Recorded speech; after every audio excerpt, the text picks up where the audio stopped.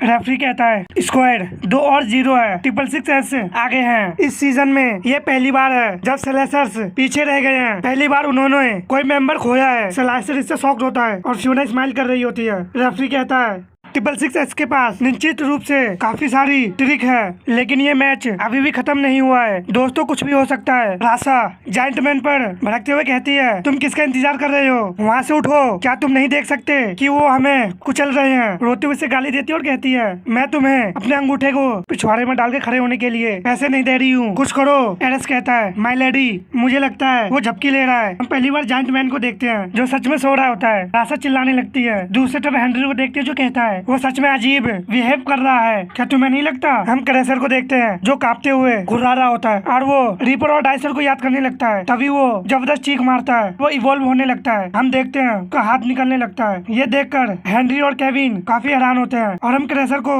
एक new look में देखते हैं। वो दोनों काफी हैरान होते हुए कहते हैं आखिर ये क्या है। हेनरी कहता है डूड ये तो सच में बहुत नाराज लग रहा है। क्रेसर हमला करने को तैयार होता है। केविन चिल्ला के कहता है जल्दी करो। तभी क्रेसर पलक झपकने की स्पीड से केविन का हाथ को उखाड़ देता है, इससे केविन अपने घुटने पे आ जाता है। हेनरी कहता है केविन तुम ठीक हो। केविन काफी दर्द में होता है और कहता है वो कमीना काफी फास्ट है। हेनरी केविन के हाथ को बांधते हुए कहता है उसके रास्ते से दूर रहने की कोशिश करो, मैं ये कर सकता हूँ। केविन कहता है कोई चिंता नहीं है, मैं ठीक हूँ। मैच के बाद वो मुझे एक न्यू हाथ तो दे देंगे, मैं अभी भी फाइट कर सकता हूँ। दूसरी तरफ आनिया को देखते हैं जो डिएगो पे अटैक करती है, लेकिन डिएगो उसके हमले को ब्लॉक कर लेता है और उसे जबरदस्त पंच मारता है, जिससे आनिया घिसकते हुए पीछे जाती है। और डिएगो कहता है तुम्हारे टीम के 2 मेंबर पहले ही मर चुके हैं, बिल्कुल साफ है कि तुम मुझे नहीं हरा सकते, तो अपने आप पर एक एहसान करो, बस हार मान जाओ। आन्या सोचती है मुझे नहीं पता था कि वो इतने अच्छे थे, मैं उसे हैंड टू हैंड में नहीं हरा सकती। तभी वो स्माइल करती है और कहती है क्या तुम जानते हो कि मुझे निकनेम टॉर्चर कैसे मिला। डिएगो कहता है मुझे उसकी कोई परवाह नहीं। तभी आन्या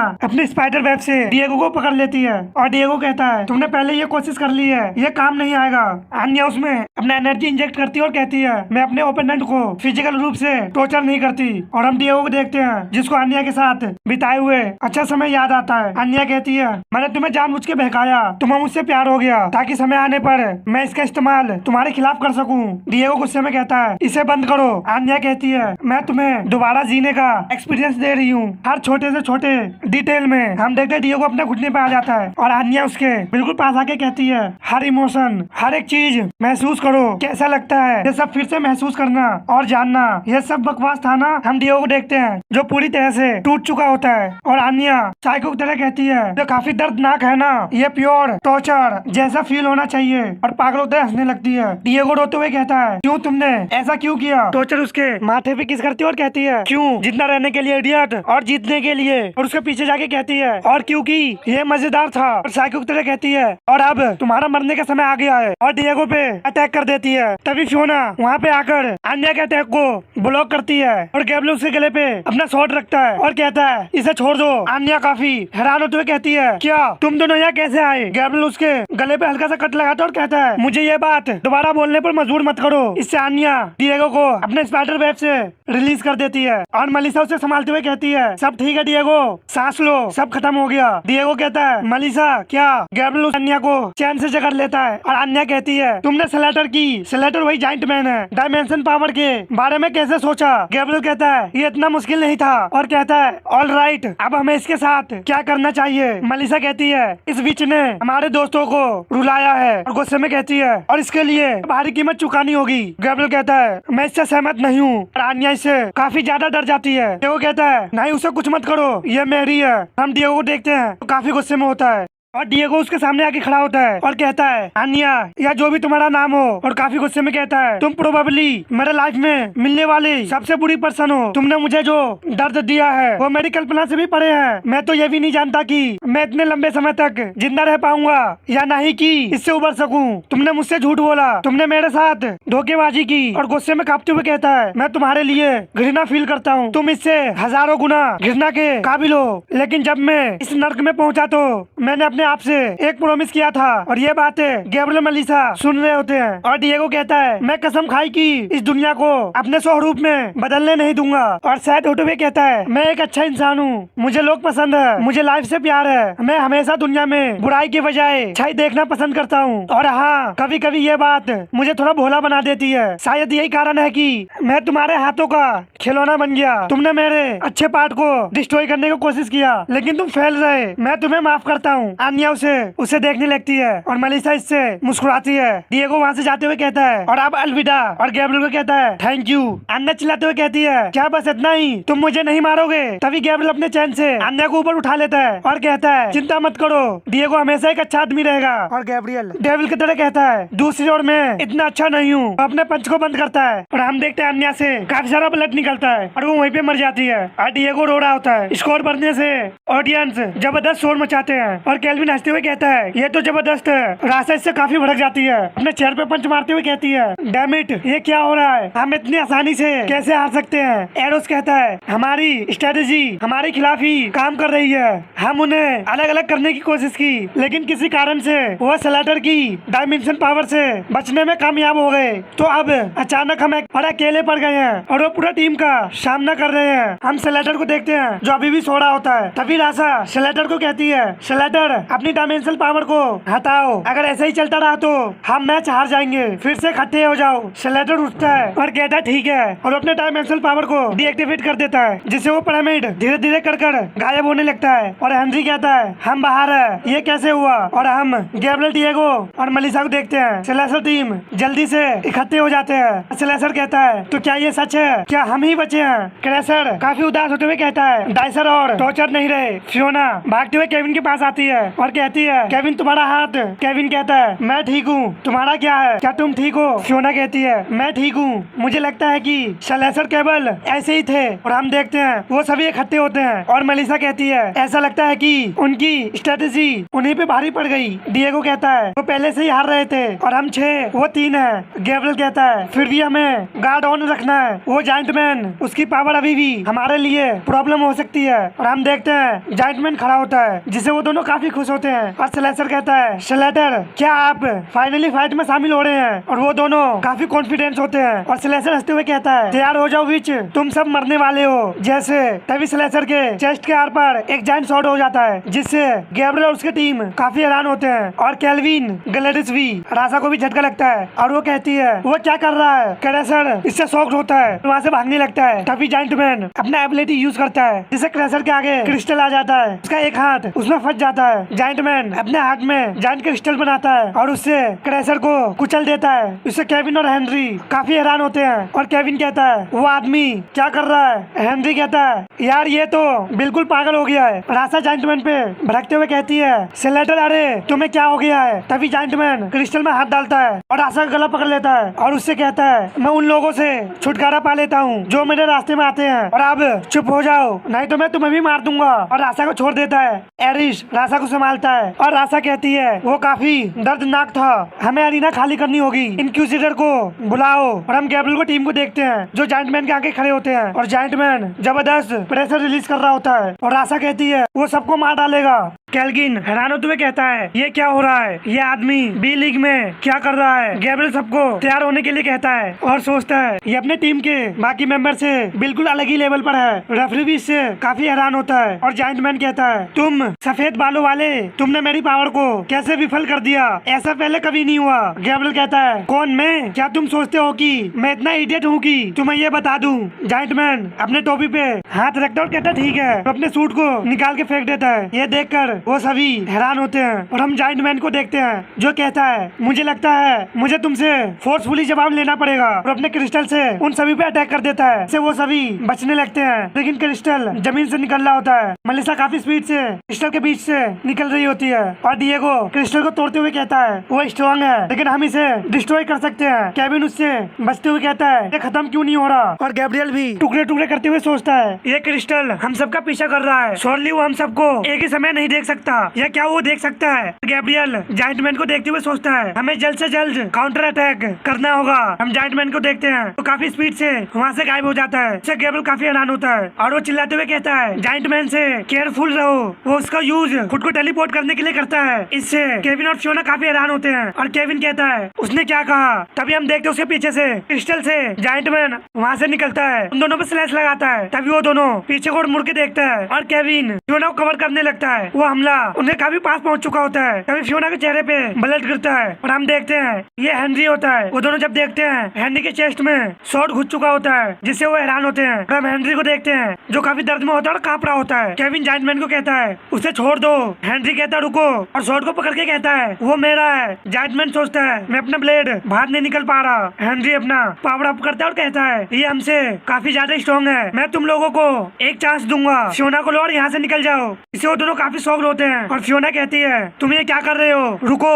हेनरी उनसे माफी मांगता है और कहता है लेकिन तुम्हें मेरे बिना ही अर्थ पर वापस जाना होगा। और हेनरी अपने आप को चार्ज करने लगता है। तभी केविन फियोना के लेकर दूर जाने लगता है। जायंटमैन इससे थोड़ा हैरान होता है। तभी हम एरिना में जबरदस्त एक्सप्लोजन देखते हैं। हम देखते हैं इसका असर से तीनों भी अपने आप को संभालते हैं और गैब्रियल हैरान होते हुए सोचता है ये औरत तो। और हम केल्विन और ग्लैडिस को देखते हैं, वो भी थोड़ा हैरान होते हैं। ब्लास्ट के असर से रासा और एरोस भी अपने आप को संभालते हैं। और हम रेफरी को देखते हैं, वो भी काफी हैरान होता है। केविन और फियोना एक क्रिस्टल के पीछे होते हैं। ब्लास्ट का असर खत्म होने के बाद केविन देखता है जिसे वो काफी हैरान होते हुए कहता है मुझे यकीन नहीं हो रहा। और हम देखते हैं जायंटमैन बिल्कुल सही सलामत होता है और वहाँ पे एक बड़ा सा गड्ढा हो जाता है। जायंटमैन कहता है ऐसी उम्मीद नहीं थी। और इसी के साथ ये एपिसोड दुख भरा था, हमारा एक मेंबर मर चुका है। और फियोना रोते हुए कहती है हेनरी व्यर्थ में ही मारा गया। केविन जबरदस्त चिल्लाता है और हम देखते हैं वो सभी एक एक करके जायंटमैन को घेर लेते हैं। केविन रोते हुए कहता है ये हेनरी के लिए। और केविन अपना पावर अप करता है और जायंटमैन पे हमला कर देता है, जिसे जायंटमैन अपने हाथ से ब्लॉक करता है। लेकिन केविन के हमले से उसका हाथ कट जाता है और जाके कंधे पे लगता है, जिससे जायंटमैन शॉक होता है। तभी पीछे से फियोना के शील्ड आके उसे लगता है और फियोना भी कहती है ये हेनरी के लिए। जायंटमैन अपने ऊपर क्रिस्टल का कवच चढ़ाने लगता है, लेकिन मलिसा प्लग झपकने की स्पीड से कई सारे कट लगाती है, जिससे उसका दूसरा हाथ भी टुकड़े टुकड़े हो जाता है। और मलिसा आगे तुम्हें कहती है ये हेनरी के लिए। ये वो भागते हुए आता है, हैमर से जायंटमैन को मारते हुए कहता है ये हेनरी के लिए। इसे जायंटमैन ऊपर की ओर जाने लगता है। तभी जायंटमैन अपने सामने देख के काफी हैरान होता है और हम देखते हैं उसके सामने गैब्रियल होता है, जो अपने चैन से अटैक करते हुए कहता है ये हेनरी के लिए। और अपने चैन से जबरदस्त पंच जायंटमैन को मारता है, जिससे वो जमीन पर आगे गिरता है, जिसके फोर्स से ऑडियंस को समझने में मुश्किल होता है। और हम देखते हैं अरीना में जबरदस्त धमाका होता है और वो सभी धमाके के फोर्स से अपने आप को संभालते हैं। और धूल हटने के बाद रासा हैरान होते हुए कहती है उन्होंने उसे पकड़ लिया। केल्विन अपने आप को संभालते हुए कहता है डैम इट, अगर यही हाल रहा तो अरीना टिक नहीं पाएगा। केविन कहता है मरो। हम गैब्रियल को देखते हैं जो हवा में होता है और कहता है गार्ड ऑन रखो दोस्तों, ये अभी खत्म नहीं हुआ है। इससे केविन हैरान होता है। और हम जायंटमैन को देखते हैं जो अपने आप को संभालते हुए कहता है मुझे इसकी उम्मीद नहीं थी, तुमने मुझे बुरी तरह चोट पहुंचाई। मलिसा काफी हैरान होते हुए कहती है उसने खुद को हील किया कैसे? डिएगो कहता है ये बकवास है, मुझे सच में बुरी फीलिंग आ रही है। केल्विन में हैरान होते हुए कहता है इतनी पावर इस आदमी को बी लीग में होने का कोई मतलब ही नहीं है, आखिर रासा ने इसे कहां से पाया? और जायंटमैन अपना पावर अप करता है। केल्विन कहता है ये क्लियर ही एस लेवल है। और जायंटमैन जबरदस्त एनर्जी रिलीज करता है, जिससे ओडियन के साथ गैब्रियल की टीम को भी संभालने में काफी मुश्किल होता है। और रेफरी अपने सामने शील्ड लगा के खुद को संभालता है। तभी हम देखते हैं एरिना में एनर्जी का जबरदस्त धमाका होता है। हम जायंटमैन को देखते हैं तो थोड़ा हैरान होता है। और हम देखते हैं उसने पूरा एरिना में अपने क्रिस्टल से कई सारे ऑडियंस को भी जान से मार चुका होता है। और जायंटमैन कहता है मुझे लगता है कि मैं थोड़ा बहक गया। केल्विन अपने आप को बचाता और कहता है मैंने सोचा भी नहीं था कि ये टिकेगा। और हम रासा को देखते हैं जिसे कंधे में क्रिस्टल आर पार हो जाता है। बेचारा इरिस वहीं पे मारा जाता है। रासा दर्द में कहती है उसका दिमाग खराब हो गया है। कई सारे ऑडियंस को भी देखते हैं जो मरे पड़े होते हैं। जायंटमैन अपने आसपास देखते हुए कहता है अरे सब लोग कहाँ चले गए? वो अपने सामने देख के थोड़ा हैरान होता है। और हम देखते हैं वो सभी एक ब्लैक गोले में होते हैं। और मलिसा कहती है ये क्या चीज है? केविन कहता है और हम इसके अंदर कैसे पहुँचे? डिएगो कहता है गैब्रियल कहाँ है? गैब्रियल कहता है मैं ही हूँ जिसने तुम लोगों को वहाँ भेजा है। मलिसा गैब्रियल के नाम लेती है और गैब्रियल कहता है प्लीज वहीं रुको, अंदर सब सेफ है, बाकी सब मैं संभाल लूंगा। केल्विन मुस्कुराते हुए कहता है तो यही है ना बच्चे, बड़ी बंदूकें निकल रहे हैं। ग्लैडिस कहती है आप मुझसे क्या छुपा रहे थे? और हम जायंटमैन को देखते हैं मुस्कुराते हुए कहता है मैं देख रहा हूँ कि तुम्हारा लुक बदल गया है, मजा आएगा। हम गैब्रियल को देखते हैं जो अपने न्यू रूप में होता है। गैब्रियल कहता है तुमसे मिलकर खुशी हुई सेलेटर, मैं गैब्रियल हूँ। और उसे कहता है क्या तुम मेरे साथ खेलोगे? और रेफरी गैब्रियल को देख के काफी घबरा जाता है। और केविन कहता है इस समय वो क्या कर रहा है? फियोना कहती है वो ऐसा कब से कर सकता है, वो तो फ्लाई कर रहा है। जायंटमैन कहता है तुम आखिर हो क्या? मैंने इस तरह की औरा पहले कभी नहीं देखी थी।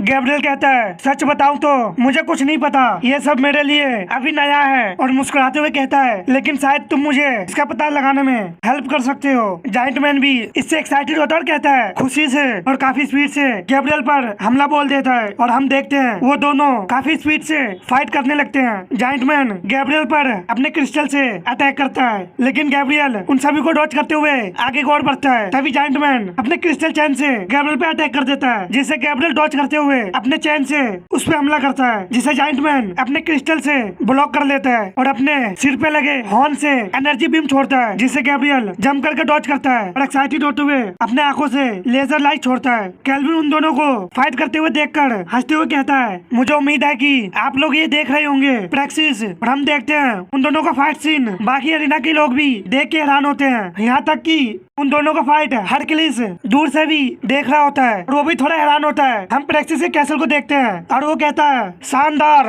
आखिरकार हमारे पास अभी भी एक मौका हो सकता है। हम गैब्रियल को देखते हैं काफी एक्साइटेड से आगे की ओर बढ़ता है और जायंट मैन भी। तभी हम देखते हैं गैब्रियल जायंट मैन पर हावी हो रहा होता है, जिससे जायंट मैन को मुश्किल आना शुरू हो जाता है। तभी गैब्रियल के आसपास काफी क्रिस्टल आ जाते हैं, जिससे गैब्रियल हैरान होता है और जायंट मैन गैब्रियल को क्रिस्टल में कैद कर लेता है और कहता है, समझ गया, और उसे कुचलने लगता है। हम क्रिस्टल में ब्लड को देखते हैं और जायंट मैन कहता है, मैं तुम्हें शुक्रिया कहता हूँ, मुझे इससे पहले कभी इतना मजा नहीं आया। तभी हम देखते हैं जायंट मैन के मुंह से ब्लड आने लगता है और हमें पता चलता है गैब्रियल ने उसको सेंटर से 2 टुकड़ों में काट देता है और जायंट मैन मुस्कुराते हुए कहता है, तो तुम भी खुद को टेलीपोर्ट कर सकते हो और अच्छे तरह से किया। गैब्रियल काफी कूल अंदाज में कहता है, मुझे भी काफी मजा आया। और हम देखते हैं गैब्रियल के आंखों में आंसू होता है और वो कहता है, थैंक यू, सच में और ईमानदारी से। और वो अपनी एनर्जी से जायंट मैन को जलाकर राख बना देता है। इससे रेफरी हैरान होता है और वो 666 को विनर घोषित करता है। डिएगो और मलिशा गैब्रियल का नाम लेता है। गैब्रियल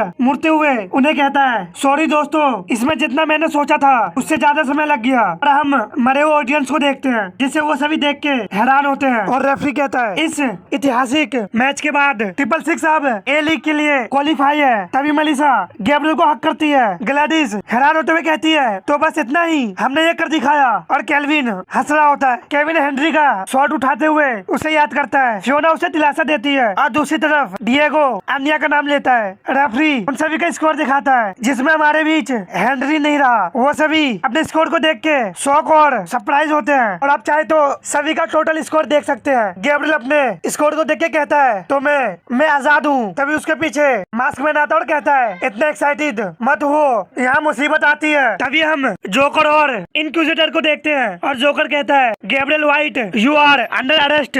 डिएगो कहता है, ये क्या हो रहा है? और केविन कहता है, आप इसे अरेस्ट क्यों कर रहे हैं? केल्विन भागते हुए आ रहा होता और कहता है, बस 1 मिनट, तुम यहाँ क्या कर रहे हो? और इनक्विजिटर पे भड़कते हुए कहता है, मेरे रास्ते से हट जाओ, नहीं तो हालत खराब हो जाएगी। ग्लैडिस केल्विन को रोकते हुए कहती है, शांत हो जाओ। और जोकर कहता है, गुडनेस, आप सभी बहुत जोर से बोलते हैं। गैब्रियल जोकर से पूछता है, क्या आप प्लीज मुझे बताएंगे कि मुझे क्यों अरेस्ट किया जा रहा है? जोकर कहता है, क्या तुम मजाक कर रहे हो? चारों ओर देखो, डैमेज, मरे हुए लोग और घायल भी। फियोना कहती है, वो जायंट मैन था जिसने सब कुछ डिस्ट्रॉय किया और उन सभी लोगों को मार डाला, गैब्रियल ने नहीं। गैब्रियल कहता है, वो ये बात को अच्छी तरह से जानता है, लेकिन तकनीक रूप से बात करे तो मैंने अरीना के बाहर ही उसे फाइट में हरा दिया। हम देखते जोकर स्माइल कर रहा होता है और गैब्रियल कहता है, मैं अनुमान लगा रहा हूँ कि ये किस तरह का उल्लंघन है। केल्विन चिल्लाते हुए कहता है, मैं उसका स्पॉन्सर हूँ, अगर मेरे फाइटर नियम तोड़ते हैं तो मैं उसका जवाब दूंगा, यही कानून है। गैब्रियल केल्विन से कहता है, ये सब ठीक होने जा रहा है। जोकर एक पोर्टल खोलता और कहता है, हम कहीं और जाके बात करेंगे, यहाँ काफी शोर है। और जोकर केल्विन से कहता है, चिंता मत करो। और गैब्रियल को 2 इनक्विजिटर लेके जाने लगते हैं। गैब्रियल वहाँ से जा रहा होता है। डिएगो मेलिसा उसे जाते हुए देख रहे होते हैं और जोकर कहता है, जब हम इसके मामले का जांच कर लेंगे तो हम आपके आदमी को वापस ले आएंगे। गैब्रियल जाते हुए सबसे कहता है, मैं तुम लोगों से बाद में मिलूंगा। और गैब्रियल वहाँ से चला जाता है और वो सभी देखते ही रह जाता है। केल्विन इससे गुस्से में चिल्लाता है। तभी डिएगो पूछता है, मिस्टर केल्विन, वो उसके साथ क्या कर सकते हैं? केल्विन अपना सर पकड़ लेता और कहता है, मुझे कोई आइडिया नहीं है। केविन कहता है, क्या ये सिर्फ मेरी गलती है या ये गैब्रियल को दूर ले जाने का एक बेकार बहाना था? फियोना कहती है, मैं सहमत हूँ, ये सच में क्या हो रहा है? तभी रासा कहती है, मैं तुम्हें बताऊंगा कि क्या हो रहा है। और हम रासा को देखते हैं जो अपने आप को हील करते हुए कहती है, गैब्रियल की रेजिडेंस ब्लैक हो गई है, जैसे प्रीस्ट के पास है। एक मॉर्टल को ये अचीव करना ज्यादातर लोगों के लिए ये एक मिथ है, दूसरों के लिए लिए ये पाखंड वो सभी ये सुन रहे होते हैं और रासा इंजेक्शन को फेंकते हुए कहती है, किसी भी तरह से मुझे शक है कि तुम उसे जल्दी फिर से देखोगे, और वहाँ से जाने लगती है। दूसरी ओर कैसल को देखते हैं जहाँ पे वो दोनों आते हैं और जोकर कहता है, ठीक है तो अब हम बात कर सकते हैं। सबसे पहले आपकी फाइट के लिए कांग्रेचुलेशन, ये एक बेहतरीन एंटरटेनमेंट था। गैब्रियल कहता है थैंक्स, और जोकर कहता है अब मैं जानता हूँ कि आप इडियट नहीं है और आप अच्छी तरह से जानते हैं कि आप यहाँ क्यों हैं। गैब्रियल अपना ऑरा यूज करता है और कहता है शायद इसके लिए। जोकर गैब्रियल को ऑरा को देखकर काफी एक्साइटेड होता है और कहता है ये काफी इम्प्रेसिव है, ऐसी पावर। तभी गैब्रियल कहता है एक मॉर्टल को डार्कनेस में चले जाना आपको सच में ही भयभीत कर देगा, क्या मैं सही कह रहा हूँ? जोकर कहता है मुझे डराओगे। वो अपना डार्क ऑरा यूज करता है और कहता है मुझे मत हंसाओ। उसके डार्क ऑरा से गैब्रियल और उसका मास्क डर से कांपने लगते हैं और गैब्रियल सोचता है मुझे ऐसा लग रहा है जैसे मेरा दम घुट रहा है, ये कौन सी फोर्स है? और जोकर अपना ऑरा को गायब करते हुए कहता है नहीं हम डरे हुए नहीं हैं, ज्यादातर एक्साइटेड है। और जोकर अपने बीच में टेबल लिया था और कहता है प्लीज बैठ जाए, मेरे पास आपके लिए कुछ क्वेश्चन है। नेक्स्ट सीन में हम देखते हैं वो दोनों बैठ जाता है और जोकर किताब में देखते हुए कहता है तो गैब्रियल व्हाइट उम्र लगभग 19, होम प्लेनेट अर्थ, ये प्लेनेट अर्थ, इससे चीजों को थोड़ा समझने में मदद मिल सकती है। गैब्रियल कहता है आपका क्या मतलब है? जोकर कहता है कोई बात नहीं, आप बताओ अपने फैमिली के बारे में मुझे बताओ। गैब्रियल कहता है मेरी मॉम बीमार हो गई, 36 साल की उम्र में ही वो मर गई, मैं अपने फादर से कभी नहीं मिला। जोकर पूछता है कोई ब्रदर और सिस्टर? गैब्रियल कहता है मेरे जानकारी में नहीं। और जोकर कहता है तुम्हें अपने फादर के बारे में कुछ भी नहीं पता? गैब्रियल कहता है जानने में कभी कोई इंटरेस्ट नहीं था। जोकर कहता है जेनेटिकली बात करूँ तो आप अपने स्पीसीज के किसी व्यक्ति के लिए बिल्कुल सामान्य है, वैसे भी तुम इंसानों के हिसाब से थोड़ा ज्यादा इंटेलिजेंट हो। जब आप ब्लैक एनर्जी का यूज करते हैं आपको कैसा फील होता है? गैब्रियल कहता है इसे बताना मुश्किल है, मुझे एक तरह की फ्रेंजी और फुलफिल माइंड का एहसास होता है। मुझे फील होता है जैसे मैं अपने आसपास की चीजों को अच्छी तरह से देख और फील कर सकता हूँ। जोकर कहता है और आप क्या देखते हैं? गैब्रियल कहता है देखना वास्तव में ये सही शब्द नहीं है, लेकिन मेरा मतलब है प्लेस और टाइम को समझता हूँ, फील करता हूँ, यह सब काफी क्लियर। मुझे ऐसा लगता है कि मैं उन्हें अपनी इच्छा अनुसार मोड़ सकता हूँ। जहाँ तक उसके लाइफ का क्वेश्चन है जिसे मैं अपने चारों ओर देखता हूँ, मैं उन्हें डिस्ट्रॉय करना चाहता हूँ, उन सभी को। ये फीलिंग मुझे काफी खुश करता है। लेकिन हम देखते जोकर ये सब बातें काफी ध्यान से सुन रहा होता है और गैब्रियल कहता है ये मुझे भी डराता है कि आप जानते हैं मेरे साथ क्या हो रहा है। जोकर चेयर से खड़ा होता है और गैब्रियल को और हाथ बढ़ाते हुए कहता है ठीक है आपको कुछ घंटे तक यहीं रहना होगा, हम कुछ टेस्ट करने जा रहे हैं। इस बीच मुझे अपने सुपीरियर से एरिना में जो कुछ हुआ है उसके बारे में बात करनी है। गैब्रियल कहता है ठीक है। नेक्स्ट सीन में डोम को देखते हैं और मेलिसा कहती है अभी भी कोई खबर नहीं है। कैल्विन कहता है अभी तो नहीं। तभी उनके सामने स्क्रीन आता है जिसमें प्रैक्टिस होता है। ये देखकर वो सभी काफी हैरान होते हैं और हम देखते हैं ये स्क्रीन केविन और फियोना के पास भी होते हैं और प्रैक्टिस कहता है सिटीजन और एरिना के फाइटर्स, और हम देखते हैं ये स्क्रीन हर जगह और हर एक के पास होता है। और प्रैक्टिस कहता है आज मैं आपसे इसलिए बात कर रहा हूँ क्योंकि मेरे पास आपके साथ साझा करने के लिए एक बड़ी न्यूज है। एंटिटीज ने हमें कैटारसिस में भाग लेने के लिए वर्ल्ड एरिना को चुनने का महान ब्लेसिंग दिया है। एक पवित्र कंपटीशन जिसमें हम अपनी ताकत को दूसरे एरिना के ताकत से मापेंगे। इसे रानतोड़ कहते हैं, दूसरा एरिना। और प्रैक्टिस कहता है ये उन एंटिटीज को दिखाने का एक अच्छा मौका होगा कि हम क्या मूल्य रखते हैं और उनके लिए अपनी भक्ति उन्हें दिखाएंगे। तो आइए मजे लेते हैं। कैल्विन कहता है मुझे ये बिल्कुल पसंद नहीं है। डिएगो कहता है मैं नहीं समझता। और प्रैक्टिस कहता है विनर होने के लिए हमें अपनी सारी पावर बैटल में लगानी होगी, अगर हम ऐसा नहीं करेंगे तो एंटिटीज हमारे वर्ल्ड एरिना को डिस्ट्रॉय कर देंगे। मैं कहता है ये क्या हो रहा है? और ऑल्सो कहता है खैर ये नया है। और प्रैक्टिस कहता है और हालातों को देखते हुए हमें जरूरी बदलाव करनी होगी। अब से एरिना में कोई बैटल नहीं होगी। प्रॉपर्टी ओनर वाले सिटीजन के सभी विशेष अधिकार रद्द कर दिए गए हैं। सभी फाइटर को उनके स्पॉन्सर से रिलीज कर दिया गया है। एरिना के सभी जीवित स्पीसीज सभी को इक्वलिटी माना जाता है। सभी इनका एंजॉय ले और सभी को कैटारसिस में भाग लेना होगा। कैटारसिस 100 देश से भी कम समय में शुरू हो जाएगी। ये तब शुरू होगा जब हमारे प्लेनेट के ऊपर भावर खुल जाएगा। जो बैटल हमारे सामने है वो मुश्किल होगी, बहुत मुश्किल, लेकिन मैं जानता हूँ कि हमें इससे बचने के लिए काफी स्ट्रॉन्ग है। एंटिटीज की जय हो। गैब्रियल ये सुनकर शॉक्ड होता है और सोचता है वॉर। जोकर कहता है ठीक है अब हमारा काम पूरा हो गया है, अब आप जाने के लिए फ्री हो। गैब्रियल कहता है क्या इतना ही? जोकर कहता है हम आपको बहुत सारे पॉइंट छीनने वाले थे, लेकिन जैसा कि आप अभी सुना अब उनका कोई मूल्य नहीं रह गया। जहाँ तक ब्लैक ऑरा का सवाल है, खैर हम बस इतना ही कहेंगे कि इस समय हमारे पास इससे भी बड़ी प्रॉब्लम है। गैब्रियल कहता ठीक है और जोकर स्नैप करता है, उसके पीछे अर्थ को देख सकते हैं और जोकर कहता है मुझे लगता है कि तुम खुद ही वापस उड़कर जा सकते हो। मुझे माफ करना लेकिन हम बहुत बिजी होने वाले हैं, हमारे पास तुम्हें ले जाने का समय नहीं है। गैब्रियल कहता ठीक है और गैब्रियल प्लेनेट को देख के कहता है ये क्या है? गुडनेस, इसमें ज्यादा समय नहीं लगेगा। प्रेक्सिस सही था, विद्रोह शुरू हो गया है और सॉरी दोस्तों वो प्लेनेट अर्थ नहीं है। गैब्रियल देख के काफी हैरान होता है और जोकर कहता है अब तुम जल्दी करो और गैब्रियल वहाँ से जाने लगता है। तभी जोकर गैब्रियल का हाथ पकड़ लेता और कहता है रुको, एक लास्ट क्वेश्चन, मैं इस बारे में कुछ समय से सोच रहा था। वो क्या है? गैब्रियल को कुछ समझ में नहीं आता और वो कहता है आप किस बारे में बात कर रहे हैं? तभी जोकर गैब्रियल के मास्कमैन को गले से पकड़ लेता है और कहता है मैं इस बारे में बात कर रहा हूँ, ये क्या है? इससे गैब्रियल और मास्कमैन काफी ज्यादा हैरान होते हैं और इसी के साथ हमारा सीजन 2 एंड होता है और सीजन 3 का अभी कोई न्यूज नहीं है। तो जब तक आप हमारे नए सीरीज डीमन हंटर को एंजॉय कर सकते हैं और साथ ही आप मेरे इंस्टाग्राम को जरूर फॉलो कर ले।